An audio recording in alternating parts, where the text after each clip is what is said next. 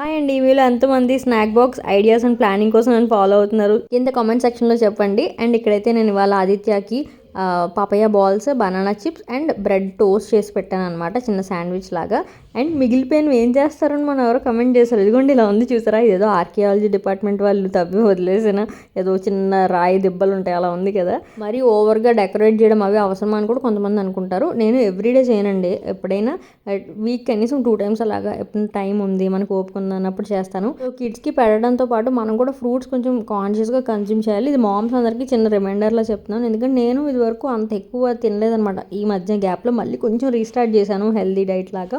So ఇక్కడ papaya కోసం చిన్న రిమైండర్, మన ట్రాపికల్ రీజన్ ఉండే వాళ్ళకి ఇది ఒక పెద్ద వరం అండి. అబ్రాడ్ అట్లా దొరకదు. సో అవకాడోలు వెంట అన్ని పడక్కర్లే, మనకి దొరికే రీజనల్ ఫ్రూట్స్లో చాలా మంచి న్యూట్రిషన్ ఉంటుంది మన బాడీకి అవసరమైంది. సో అన్ని రకాలు ఎవ్రీడే ఒక్కొక్కటి చొప్పున కన్జ్యూమ్ చేయడం చాలా మంచిది. సో ట్రై చేయండి.